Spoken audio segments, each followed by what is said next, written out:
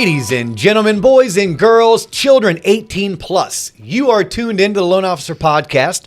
I am Dustin Owen, and I apologize. Sorry, not sorry. No JC, no Coleman today. I have someone better sitting in the hot seat. She is Credit Kristi. That is Kristi with a K, Kristi. CreditKristi.com is where you'll find her.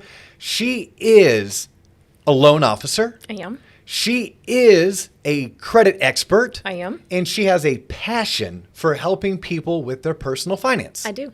Kristi, welcome to the show. Hey, thank you. So today, I would love to pick your brain everything about credit. Awesome. I mean, everything from why does it matter that my credit score is great and not good? How do I make sure I never have bad credit again? If I have bad credit, what can I do to change? I'm sure you're going to tell the audience their behavior, their lifestyle. For sure. Are there any such thing as quick fixes?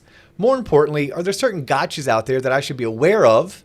Because, well, maybe I saw an ad on TV at 2 a.m. and I called the 800 number, and I'm pretty sure the person that I talked to was wearing a pinky ring and also runs a loan shark business on the side. Wah, wah, wah. Want. So, Kristi Service is where you'll find her, CreditKristi.com. So where do you want to go with this? Because this is your show. I just get to host it.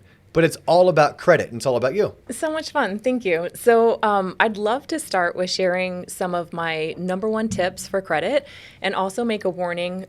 Credit Karma has, like an underlying method to their madness. Yes. Well, I want to hear your take on it. Mm-hmm. But before we jump into it, here's what I say about Credit Karma. Okay. Credit Karma is I walked into Panera Bread, and I really wanted a Pepsi because I love Pepsi. My parents grew up in the Northeast. They don't sell Coke up in the Northeast. They sell Pepsi. Pop. So, yep. And I'm like, hey, Panera, give me a Pepsi. They're like, sure, no problem, Dio. Here's one coming up. And I sip out of it, and it's freaking Diet Coke. To me, the whole Credit Karma thing is like going to Panera, ordering a Pepsi, and they handed me a Diet Coke. Is that a fair analogy? I know it's kind of far-fetched analogy, but is that a fair analogy? And can you dive deeper into what you're going to go with in regards to your thoughts on Credit Karma? For sure. So Credit Karma exists as a marketing agency. Most people think that the 2 credit scores of the 3 credit reporting bureaus that they receive are their credit score. And that's actually not the truth. There are literally dozens of scoring models out there. And what Credit Karma is showing you is a retail credit score, because what they want to do is make sure that you get approved for as many credit cards as they say you have a possibility of being approved for. So you go in to look at your credit scores. They're really wonderful at making sure that you log in on a monthly basis, right? They send you that email saying, hey, wow, Kristi, look at that credit score. So you log in, it shows you what your quote unquote credit score is for that moment in time. And then what happens is they have all of these suggestions for different credit cards that you could get approved for. And when somebody clicks on that credit card, Credit Karma gets paid. No way. Yes. You mean they're a for-profit business that truly is just trying to find ways for me to be offered more credit. For sure. In return, they are giving me a credit score, but it's what you call a retail credit score. A credit score. It's actually not the credit score that matters. So it's kind of in the realm of what we might find when we pull credit for a mortgage loan application. But as you know, it's a completely different credit score because we use a risk-based model approach when we pull for a mortgage credit report versus what Credit Karma is looking out there. So here's an example. Let's say you owe 10 different companies on a level of a collection, not just in good standing. And you go and you dispute those with all of the credit reporting bureaus. Is disputing a good thing or a bad thing? Well, disputing just eliminates it from the calculation. Okay. So it's a fraudulent number, if you will, because it's not calculating in everything that actually appears on your credit profile. So I can dispute items and I can basically manipulate the system. Temporarily. But if it truly is my item, then the manipulation I did to get a higher credit score is temporary. It's temporary. At which point it's false. Correct. Okay. It would have to be removed or paid. that dispute has to be removed in order to usually go forward with the mortgage loan application. And it falsifies your credit rating. So it's just a temporary, it's almost like how Old Navy puts smaller numbers on larger sizes to make us feel good. Do they do that? Yeah. Oh man, I need to go check out my blue jeans. I actually own Old Navy jeans. I use them when I go out riding horses, and I've never noticed to see if my sizes look smaller than maybe the pants I wear to work. Yeah. So full disclosure, I'm a size 8. When I go into Old Navy, I get to buy a size 6. I feel great about myself. I bet you do. That's fantastic marketing. I love that. Now on Credit Karma, so are you saying that Credit Karma makes it easy for me to go out and dispute those accounts, or that Credit Karma doesn't account for accounts that are disputed or collections, or is it just understanding that with Credit Karma, it's not necessarily the credit score that's going to be used to make a credit decision, unless maybe I'm trying to apply for a retail consumer credit card? Is that? Yes, all of those things. You can't dispute through Credit Karma. You'd actually have to go through the credit reporting bureaus to make that dispute. But it is giving you a snapshot of what they say your credit score is based off of their scoring model. Okay. So the intention for them is to say, hey, Dio, look at those really great credit scores. You qualify for this. I'm just going to plug somebody for a moment. Venture credit card where you get these, travel miles. Or if you're at a 550 credit score, hey, you could rebuild or restore your credit by having this secured credit card over here and help rebuild a good credit rating. But it's good for me to know, if I'm the consumer, that this credit score that I see on Credit Karma is not going to be the credit score my bank or my lender sees when I'm applying for a home loan. And I'm assuming that's going to apply also to auto loans. If I'm trying to get a car loan, Absolutely. Just because Credit Karma says X, my Ford dealership may tell me Y. Correct. And you know what happens? Somebody's going to call and say, my credit score is 40 points lower. You just dropped it 40 points. No, you're comparing oranges to apples. Yes. Yes. You're giving me Diet Coke when I wanted Pepsi. There it is. They're all sodas. They're all in the pop family, but it's not the same. It's not the same. Tastes different. Yes. Yes. Very cool. What else can I be doing? So let's just assume I have bad credit. Look, I have some collections. I have maybe not a whole lot of credit. Like, I don't want to be that person. Right. Right? Because I've recognized, because I've been to your website and I've seen some of your videos, and I'm understanding that by having good credit, I can save tens, if not hundreds of thousands of dollars over my lifetime. Yes. And maybe I'm a younger professional. Maybe I'm recently married. Maybe I'm in my 20s, my early 30s, and I'm making a decision that I want to change my behavior. Yep. Where do I start? Where do I go? What do I do? Like, help. I'm lost. I just need someone to point me in the right direction, and then press go. For sure. So first and foremost, you are not your credit score. You are more than your credit score. So don't get caught up by that number, because it is something that can change, upward or downward, right? But you have control of that. I have a podcast. It's Credit Coaching by Kristi. And so I've got very short episodes there, little nibbles for somebody who's just really wanting to repair or get started on their credit. So I've got a lot of useful information there. My favorite, and actually the most listened to podcast episode, is talking about being an authorized user on somebody's card. So this is my favorite tip. First off, inquiries are 10% of what makes up your credit score. Okay, I want you to repeat that. Mm-hmm. Inquiries make up 10% of the calculation that creates your credit score. So, and I say this because so many times, and we don't know any better, we as consumers only know what's passed down to us, whether it's folklore, half-truths, or fake news. And I know you see this in your profession as a loan officer, and I've seen it my whole career too. It's, oh my God, don't put my credit, you're gonna make my score lower. And you're now telling us today on this show, not really true, because credit inquiries only make up 10% of your score. Yep. Okay. Yeah. The really significant portion of what makes up your credit score is payment history and the depth. So this is why I love advising somebody to become an authorized user. So there's no inquiry, because if you become an authorized user on somebody else's credit card, you're actually not responsible for that debt. So a couple things happen here. There's no inquiry on your credit, so there's no hard hit. There's a hard inquiry when you apply for debt. And P.S., when you are asking for a credit line increase on an existing credit card, you're actually asking for a future increase on the credit line. It is a hard inquiry. That's good to know, because a lot of professionals in our industry, when you're coaching someone on credit, a go-to has been, hey, it looks like your balance to limit ratios are too high, which by the way, that's probably a tip you're gonna share with us in a few minutes.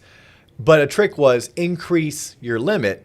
Yes. But you're saying be careful. Yes. Because it will register as a hard inquiry. Correct. Which could drop 2 or 3 points. Yes. Now, granted, 2 or 3 points, when we're talking about 760 points or 680 points, it's still a minor number, but you may not get as much bang for your buck. You're suggesting the biggest bang for the buck is becoming an authorized user. So just to complete the thought that you just started, if you are going to increase your credit limit or make that request, you'll want to do that on a credit card that is at least 2 years old. Okay. Otherwise, it's kind of like when you first start dating somebody, in the first 6 months or a year, things are really good. It's really easy, right? After 2 years, you have enough of a history and a relationship there that they can trust you having a higher I love that limit. analogy. Yeah, like first 6 months, they might not be meeting parents. They might not be going to like your cousin's wedding. When you have a fight, it may be a big blowout. Right. The highs are high, the lows are low. By about 2 years, you figured shit out, right? Yes. About 2 years into it, look, everyone knows you. You've come to the family functions. You know what fights are important. You know which ones I can trust you. Yeah. Yeah. Okay, that Yeah. makes sense. I like that. Yeah, so about 2 years. So becoming an authorized user, here's the key. You want a long-standing bank-issued credit card. So Chase, Capital One, Discover, something like that. Go to a parent, go to a grandparent, somebody who has a long-standing relationship with a credit card. So for somebody to have a 15 or 20-year history with Discover, if they're in their 40s or 50s or 60s, that's not far-fetched, right? Correct. So if I were just coming out of high school or just starting a profession, I would ask if I could become an authorized user on that card. So what happens is once it hits my credit, because I've been added as an authorized user, I get that entire history. Even if I'm only 18 years old. Correct. Okay. So it doesn't hit, like if I start a new credit card today, it'll start getting reported in the next couple of weeks, but it's only starting from right now moving forward. As an authorized user, it has that entire history. So the goal is something that has, maybe $3,000, $5,000, $10,000 limit and a very small balance. So if somebody's maxed out on their credit card, it could actually hurt you. Ooh. And that's where it comes into the debt to income or the debt utilization. Yes. Yeah, formula. Yeah, I think I call it the debt to limit. Like Yep. What's your limit? How much do you owe? And I've just never been formally trained. So this has just been picked up along the way. So I don't know if this is a whole truth, a half truth, or fake news. I tend to tell people, make sure you never, ever, ever, ever, ever owe more than 50% of what your limit is. Used to be. Used to be. Used to be. Okay. That was the golden rule. And really since the Great Recession, so first off, let's just call it what it is. Most Americans on their credit cards use it as an installment loan, and it was never intended to be that way.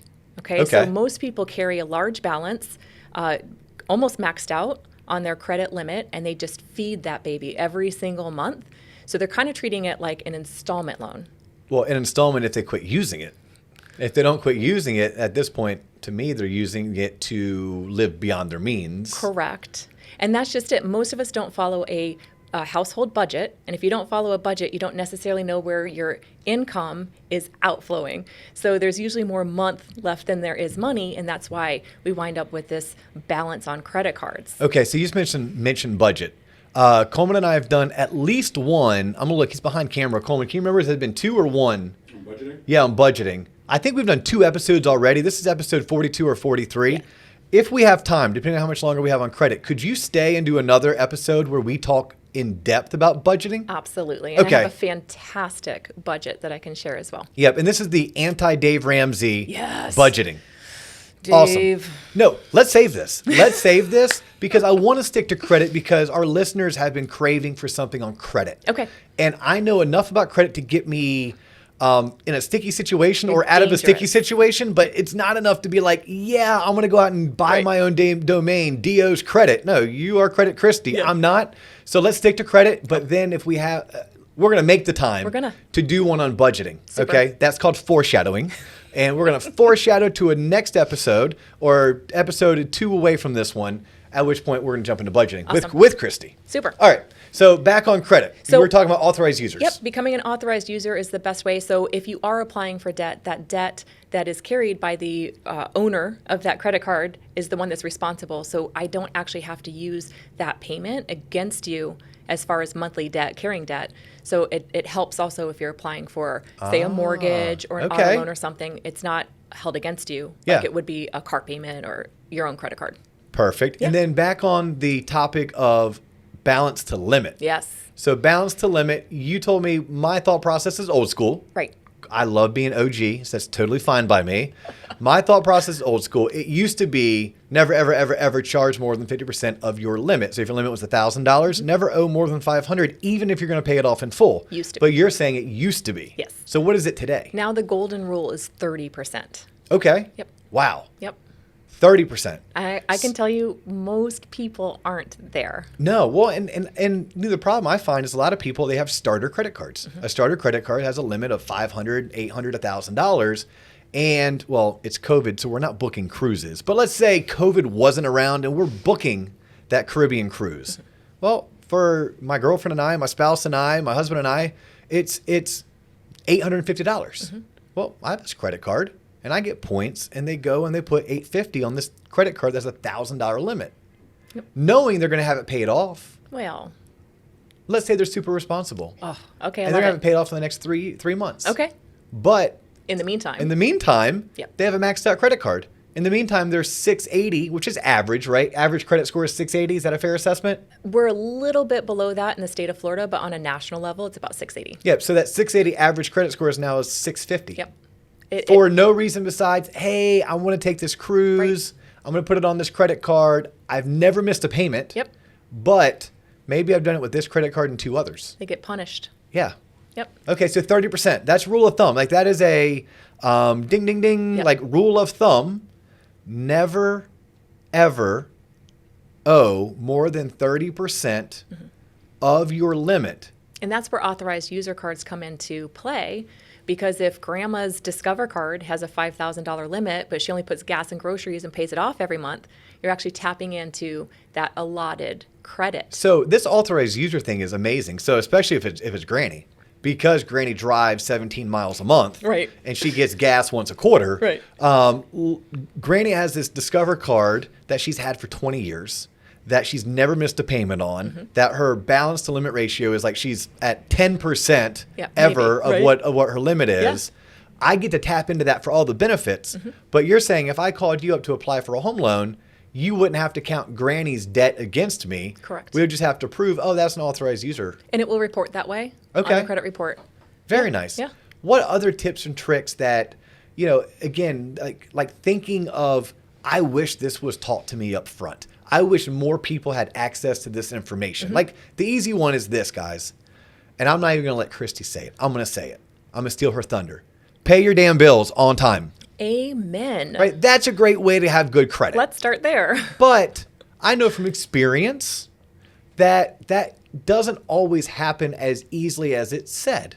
There's certain life experiences that a lot of us have to go through before we learn certain things the hard way. Yeah, but Dio, when I've got somebody who has 4 or 5 or 10 maxed out credit cards and they run out of money before their next paycheck, so they're maxing out, they're trying to get credit increases, they're starting another credit card to go and max that out, and yet their nails are all done, their hair is done. Well, yeah, that's next episode stuff. That is next episode stuff. That's why you're sticking around, and we're going to talk about budgeting. It's choices for Yes. a lot of people. But okay, so we get past the pay your damn bills on Yes. time. What are some things that people need to be doing? Authorized users, one, that's fantastic. Give me another one. Here's what I wish I was told growing up. So when I went to go and get my first credit card, I was going to go to Macy's because that's what my best friend Crystal did. And my mom said, "You are not going to Macy's and getting a credit card." It was like, "Why not, Mom?" And I'm stomping and having a little fit. She said, "At Macy's, it's not a requirement to buy something there, right? You're going to feel kind of pulled to buy something there. Go to Target because you still have to buy toilet paper and toothpaste." And I went, "Oh, that really kind of makes sense." Okay. So that way I'm not lured into going and buying really expensive clothing just to use my credit card. I have to have toilet paper and That's toothpaste. great advice. So there's not some award that you get for having 15 store credit cards in your wallet. No. No. I did not know that. I thought, now I can start building up credit. I'm going to go and build up. So mom gave me some great advice, but then when I moved out, the advice kind of stopped, and I've got this. I've got it all figured out, Mom. I was 18. I knew everything, right? So moving forward, knowing that store credit cards and having a whole lot of them it's not really helpful. So having one installment loan and one revolving. So an installment loan, and you can have more than that, it's just that would be a nice mix to start off with. So an installment loan is going to be a mortgage, a student loan, or an auto loan. Yep. And a revolving is going to be a home equity line, or what most of us are familiar with is credit cards. Yes. So no need to have 10 store credit cards. So the other thing is most of those store credit cards charge somewhere between 24.99 and 29.99. By the way, that's horrible. It's disgusting. Yes. I thought there was something called a usury rate, and apparently that doesn't exist anymore. So store credit cards, I would encourage people to avoid. So let's walk us through this. I can't get a credit card. I went to Macy's. I went to Walmart. I went to Target, and they keep telling me no. Mm-hmm. What do I do? So if you don't have somebody in your life that you could be an authorized user on their card to be able to start establishing a credit history, the next best step is to get a secured credit card. So it's your own money, but again, we've got to still apply those same rules of that 30%. Okay, where do you prefer people to go? Well, I would always recommend your local bank. Okay. Start there because I think having a relationship with your banker is really significant. Unfortunately, most of us are so used to these big box banks, and you'll never see the same banker again and those kinds of things. I love working with local community banks. There's a local community bank here that also has a credit builder account, which is really amazing. Who is that? Throw it out. Seacoast Bank. Seacoast Bank in Orlando, Florida. Yeah, love them. Okay. Yeah, community bankers that really think in the terms of how can I help you, my neighbor, right? So there's a program called the Credit Builder, and it's your money, and you pay an interest. I think it's 10.99, which isn't terrible, especially in comparison to credit cards. And they set it up basically as an installment loan. And so as you make these payments every month, I'm just going to make up a scenario. I don't know if this is accurate. Let's say you agree to 60 months and $2,500, and your payment is $50 a month. So you make those payments every month. That money is getting put over into a forced savings account. So it's not actually payment on a debt, but because you're paying that 1099 interest, they're reporting it to the credit reporting bureaus as an installment loan. Oh, how cool. So you're not actually borrowing money. You're using your money to report it as a payment, and it is coming out of your checking account and then moving over here to what will eventually wind up being a CD for you. And the bank is collecting the interest on it. Like, that's their fee, right? But they're helping me build credit. They also have to pay, though, to report to those credit reporting bureaus. So part of what you pay in an interest rate goes to those reporting fees that the 3 credit reporting bureaus All right. get. This next question is probably going to be loaded. Okay. And with it being loaded, if you're like, hey, that's a whole other episode, we can definitely punt it. Collections, medical collections, charge-offs, repossessions, tax liens. Like, these are some of the gotcha moments that they scar, they bruise, they last forever. How does one who has any one of those things impacting them in a negative manner, how do they move forward? So it is a very loaded question, like loaded, but let me try to give you the short and skinny as much as I can. Okay. If it is a new collection account, try to get that gone. Like, try to get it off of your credit report. Do I pay the full amount, or do I immediately pick up the phone and try to negotiate? I'm a negotiator by nature, so I would call and try to negotiate. There's not going to be much of a change as far as the impact on your credit if it's reported as settled for less than owed or paid in full, as long as it's a paid collection. Now, there's an additional level. Let's say I didn't pay this credit card, okay, and it was Capital One. Okay. So I've got this credit card collection over here, and then Capital One sells it to Portfolio Financial Services, and they're trying to collect on it now. Now it's appearing on my credit report that I have two collections, but it's actually only one account. I could go to Portfolio, settle up with them, and there's something that you can ask for. It's called pay for delete. Okay. So you might have to pay in full or 80 cents on the dollar. You're definitely not going to get 20 cents on the dollar. Okay. Whatever you can negotiate with them to make that go away, you need to get something in writing from them that says that they'll delete that account. Now, it's only the secondary collection will be deleted completely off of your credit report, not that original. So it still shows that Capital One was a collection. Yes. It still shows that I settled for less than amount owed. Yes. But the secondary company, portfolio Yep. management that Capital One sold that to, they will delete themselves if I pay them. Yes. They will delete themselves from my credit report, which helps me. What's significant about that is that Capital One may have held on to that collection attempt for years, and now all of a sudden you have this brand new collection from, say, portfolio. So that's where it hits. If it's a new collection, it's going to be a really big punch to your score. You know what's so crazy is so here at the Waterstone office building in Central Florida, I have heard rumor we have this rookie loan officer, a guy named Casey McElroy, who's crushing it. And I'm pretty sure what you just explained, someone else about 3 months ago tried to tell me, hey, get with Casey. He has figured something out in the credit world that is really helping his clients take it to the next level. You just explained it to me so easily and so clear. Now, how about this? If I have a collection, do I make payments on the collection? You could. They're likely not going to even reflect payments until it's paid to the agreed apart. Wow. They'll likely not report it being paid until it's paid in full. Yeah. And I asked that, I want to get your take. Like my take has always been, if it's a collection, you either do two things. You pay it or you don't. That's it. That is it. Because a lot of times by paying it, it becomes like you're awakening a sleeping beast every single month when you make that payment. I'd rather see someone try to negotiate for 30 cents on the dollar, 50 cents on the dollar. And when we say that, guys, what we're saying is, let's say the collection company says you owe them $3,000, pick up the phone and be like, hey, I got $1,200. Like, will you settle for $1,200? Yes. I will give you $1,200 today if you will give me a letter that states I owe you no money going forward. Correct. That is settle for less than amount owed. That's what we mean by 30 cents on the dollar or 50 cents on the dollar. But an open collection hurts worse than a closed and paid collection. And to your last point about awakening a sleeping giant, there's something that's called a date of last activity that's really significant when it comes to collections. Yep. So yes, if you do contact them, all of a sudden this date of last activity kind of reignites this account, and it could actually have a more negative impact if you go and start talking with them. So if it's older than 2 years, I say just let it rest, let it go away.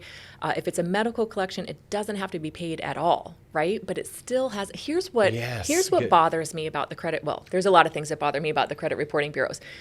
Probably the number one thing, though, is there's no differentiator between a medical collection and any other collection as far as how it impacts your score. A collection is a collection is a collection. And it could be a $10 medical bill, or it could be a $100,000 you forgot to pay your Maserati bill. Yeah. We're going to come after you for this. Yes. No, I'm finding myself getting anxiety right now because you're touching on a subject that I'm so passionate about, which is medical collections. And that industry as a whole, and I wish they were held more liable, and I see what they do to not ruin, but temporarily displace credit-worthy people who have never missed a payment, but somehow, some way, a $50 medical collection showed up on their credit report, and they should have been a 780 credit score getting a 2.75% interest rate today. Instead, they're at 660 and they're qualifying at a 4% interest rate, all because they didn't know that Dr. So-and-so needed 50 more bucks. Well, and there's so much confusion around what's paid by your insurance and what's not. You get this letter and it's all convoluted information, and you just kind of presume it's being paid for you, or somebody would contact you, right? You would think some nice nurse would call you and say, hey, you owe us $100, and it doesn't work that way. And unfortunately, it's not a mismanagement of money, right? That's the big difference. So something that our industry as loan officers, like right now, you and I are talking more as colleagues who have a passion for helping people with their personal finances. But we both are professional loan originators at some point in our career. You produce still at a very high level, and I'm a has-been. All right. But at one point, I used to be kind of good at being a loan officer. But here's the one thing Can you retract that statement? Oh, I'm a has-been. I'm a has-been. But the one thing that this industry taught me, one of many, that I wish this was taught in high school. I wish this was taught in college. Ladies, gentlemen, parents, if you go to the doctor, make it a point of your monthly routine to pick up the phone and call your doctors and be like, hey, do I owe you anything? I'm talking dermatologists. I'm talking OBGYNs. I'm talking hospitals, especially after you gave birth. Especially. If you had to take an ambulance ride, if you had to have x-rays, you went to a Centricare, et cetera, et cetera, et cetera. Just in general, if you can add a daily, not even daily, a monthly discipline to your routine, do that. It's one of those things where an ounce of prevention is worth a pound of cure. Kristi can talk about it for days. I can talk about it for days. The clients that we have seen come across our desk that are well-qualified home buyers who should be A+ credit are not, and it had nothing to do with something that they did intentionally, right, but something that happened and the byproduct is a $50 to $100 medical collection that if they knew about it, they would have paid it instantly. Yeah. Yep. Now, where do you go, or what's your go-to, or like what won't you touch? When is it like kind of like, oh wow, that's out of my scope? You need like the specialist. You need the surgeon. Credit repair company. Yes. I hate that term. I wish there was a better term than credit repair. Do you have a better term than credit repair? Restoration. Okay. Credit restoration. Credit restoration. Yeah. It feels like we're taking some antique and we're polishing it up, right? Yeah. I mean, it's fresh coat of paint. I mean, I hear repair like, I don't know, I take my watch to get repaired. Yes. But I don't take my body to get repaired. Unless I'm like truly injured, like I blew my ACL, okay, I need to get repaired. Right. But if I need to get in shape, no. Right. I contact a nutritionist. I start eating and following a healthy diet. Mm-hmm. I join a gym. I may get a trainer. Like I would never call that repair. Right. And to me, that's what some credit situations are. That it takes maybe changes of habits, and it takes maybe consulting with experts to be a guiding light or to be a coach or a mentor. But what certain topics are like, hey, you need restoration, you need a surgeon. Yep. So I can't touch repossessions. Okay. There's just not much you can do with that. But and those are typically cars, right? Cars and boats are things that get repossessed, and maybe campers. Yep. Okay. Yep. Usually our fun toys. Yes. That we thought was going to be amazing, and you're paying this really high interest rate on it, and all of a sudden, and it's unfortunate because a lot of people who wind up having to go to, say, a buy here, pay here kind of auto dealership, and they pay really high interest on that car, and then it turns out to be a lemon, and you're spending just as much in repairs as you are on the payment, and it's just like this catch-22. You wind up having to give the keys back or just stop making payments and wait for somebody to come tow it out of your driveway. And it's unfortunate that somebody had to wind up at a buy here, pay here, but they wind up there because their credit was wrecked. And their credit was wrecked usually because of poor decisions in the past. Okay. So when we're young and dumb and we just don't know, we kind of tend to be a little reckless with our decision making and think, oh, I'll figure it out later down the road. But it will come back to haunt us. And then there's also this layer of stuff where we just didn't see it coming. So let me give you an example. Student loans. Okay. Student loans is a thorn in a lot of people's backs right now. And here's why. We have no idea what we're signing up for when we go and sign for another student loan, another student loan, another student loan every semester to live off of some of that money while we're putting ourselves through school. 6 months post-graduation, your payments come back, are now, starting, but Nelnet doesn't do a good job saying, hey, your payments are starting. So you might receive some mail, but it doesn't tend to be really in people's faces. Or Nelnet sends your notice to where you lived 5 years sophomore ago. year, and here you are 6 months removed. And by the way, you no longer live in Gainesville, Florida. You're living in Fort Myers. For sure. Yes. Or they sent it to your AOL account when you started with them 10 years ago, right? Yeah. Like you're not checking that account anymore. That account doesn't exist for you. So when that happens, now you wind up with, and they don't notify you until you are 120 days plus late on your credit. That's when it hits. They don't show a 30-day or a 60-day or a 90-day late. They wait until you're 120 days plus late and then smack it down on your credit. And all of a sudden you get this email from Credit Karma that says, DO, what happened? Your score is pathetic, or something along those lines. I clicked delete on Credit Karma because they're just trying to get me to get a new credit card, and I'm not down with that. I have my one installment debt. I have my 2 revolving credit cards. I have 3 lines of credit. I need nothing else. I'm keeping those 2 revolving debts at 30% of my of my limit You're a good because student. credit, Kristi taught me that. You're a good and student. I am going to follow her advice and also pay my damn bills on time. Pay them on time. Pay my bills on time. Student loans in general, that's a whole nother episode that, again, I start getting on my soapbox and I'm like, where's the ROI? I'm like, what are you talking about? Where's the ROI? Like, who sits down with these students and says, hey, you're going to borrow $40,000, $80,000, $90,000 to get a degree in X, and this is what you should anticipate making. Does it make sense? Where's your return on investment? Or who's sitting down with the students saying, by the way, you're supposed to eat ramen noodles.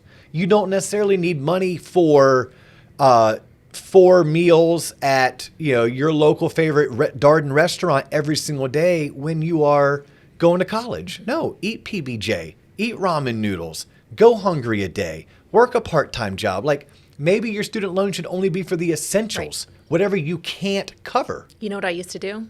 I used to go to Wacky Wednesday, $3.99 pizza at Hungry Howie's, and it was dinner on Wednesday night. It was breakfast, lunch, and dinner on Thursday, and it got me through Friday morning for breakfast if I had one piece of pizza at every meal. That is awesome. Like, no, that is fantastic. I was a ramen noodle person. Okay. Like ramen noodles was where it's at, or a rotisserie chicken from Publix. See, there you go. A Publix rotisserie chicken. It goes pretty far, doesn't it? Except for when I went to my powerlifting phase, and then that was dinner. Oh, yeah. Like legit, a whole entire chicken. That was And you're that still was hungry. dinner. But yeah, not anymore. Not at this stage. Now I'm going for the slim look. There you go. But at 21, I wanted to go for the Sure. big look. Sure. That's really all the time we have for this episode. You and I could probably wrap back and forth just on credit, and I could sit here and pick your brain and ask you tons of questions because you're a plethora of information. Remind the audience again, they have questions regarding credit. Yep. How do they get a hold of you?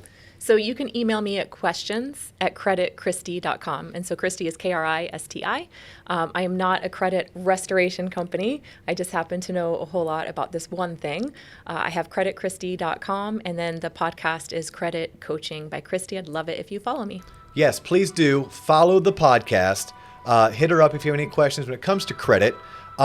She's also a really kick-ass mortgage loan originator, so it's another person you can call if you're looking to buy a house or finance a house. I'm Dustin Owen. She's Kristi Service. We're out.